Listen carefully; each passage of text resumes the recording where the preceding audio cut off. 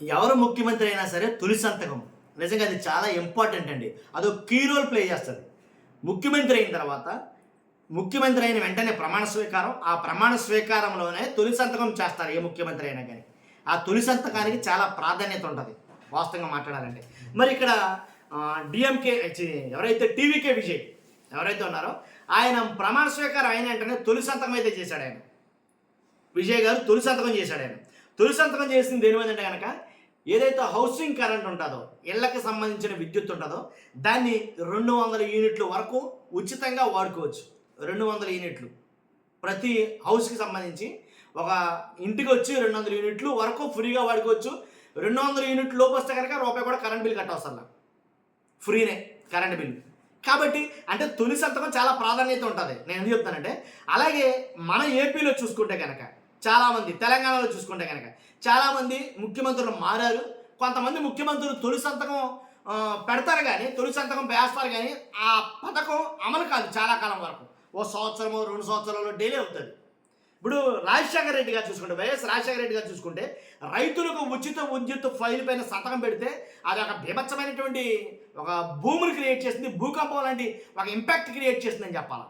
YS Rajasekhara Reddy గారు తొలి సంతకం చాలా ప్రాధాన్యత సంతరించుకుంది. అప్పటి వరకు కూడా చాలామంది ఎమ్మెల్యేలు, మంత్రులు వచ్చారు, చాలామంది ముఖ్యమంత్రులు వచ్చారు, మారారు. కానీ ఆ తొలి సంతకం అనేది ప్రాధాన్యత సంతరించుకుందరా అంటే కనుక వైఎస్ రాజశేఖర రెడ్డి గారి హయాం నుంచా నేనైతే నమ్ముతాను. ఎందుకంటే ఆయన ఏదైతే ఫైల్ మీద సంతకం పెట్టాడో రైతులకు ఉచిత విద్యుత్ మీద, అప్పటి వరకు కూడా ఎవరు ఊహించలేదు.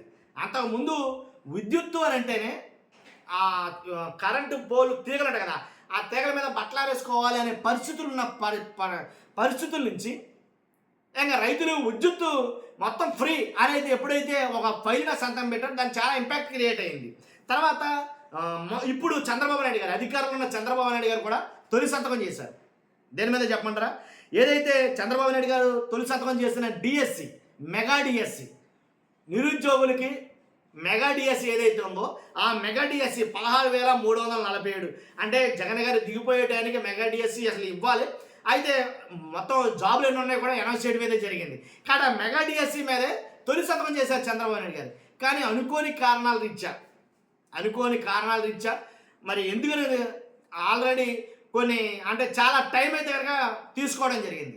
తొలి సంతకం చేసిన ఆ ఫైలు నాకు తెలిసి సెప్టెంబర్ 2025లో అనుకుంటా, 2025లోనే వాళ్ళకి ఇవ్వడం అయితే జరిగింది. అంటే 1 ఇయర్ ఎంతో 1 ఇయర్ పైన డిలే అయ్యింది. అంటే యాక్చువల్గా తొలి సంతకం అంటే ఆన్ ది స్పాట్ ఏదైతే పెడుతున్నారో ముఖ్యమంత్రి అది వెంటనే జరగాలి, అది అమల్లోకి వచ్చేయాలి అంతే, దాని ప్రభావం అంతే, దాని ఇంపాక్ట్ అలాగే ఉండాలి. కానీ అలా కాల చంద్రబాబు నాయుడు గారి విషయంలో. తర్వాత జగన్ గారు కూడా తొలి సంతకం చేశాడు. ఆయన దేని మీద అంటే వృద్ధాప్య పింఛన్ మీద ఆ మొత్తాన్ని ఏదైతే 1000 రూపాయలు ఉందో ఆ 1000 రూపాయల నుంచి 2,250కి పెంచుతూ ఆ తొలి సంతకాన్ని చేశారు. అది జూలైలో నుంచి అనమాట అది పెరిగింది. కాబట్టి అలా అంటే తొలి సంతకానికి చాలా ప్రాధాన్యత ఉంటుందండి. కాబట్టి ఎప్పుడైతే తొలి సంతకం మీద సంతకం పెట్టారో, తొలి సంతకం అనేది అక్కడ ఆ ఫైల్ మీద చేశారో నిజంగా దాని ఇంపాక్ట్ చాలా ఎక్కువ ఉంటుంది. కాబట్టి ఇప్పుడు చెప్పిన ముఖ్యమంత్రులందరిలో కూడా నాకు బాగా అనిపించిన ఆ సంతకంకి చాలా వాల్యూ అనిపించింది ఏంటంటే కనుక రాజశేఖర రెడ్డి గారు పెట్టినటువంటి ఆ సంతకం. రైతులకు ఉచిత విద్యుత్తు దాని మీద ఏ సంతకం అయితే పెట్టారో అప్పుడు అసలు మనం వాళ్ళకి అది ఒక భూమి క్రియేట్ అయింది నిజంగా. కాబట్టి మీ దృష్టిలో తొలి సంతకం ఎవరి సంతకం ఎక్కువగా ఇంపాక్ట్ చూపించింది, ఎవరి సంతకానికి ఎక్కువ ప్రాధాన్యత ఇవ్వాలని మీరు అంటారో మీ అభిప్రాయాన్ని కామెంట్ రూపంలో తెలియజేయండి. ఏదైతే విజయ్ గారు పెట్టిన సంతకం దాని మీద కూడా ఎక్కువగా చర్చ అయితే జరుగుతుంది. చూడండి, చూస్తున్న మీరు అందరూ కూడా మీ అభిప్రాయాన్ని కామెంట్ రూపంలో తెలియజేయండి. ఫస్ట్ అయితే లైక్ చేయండి. Thank you very much.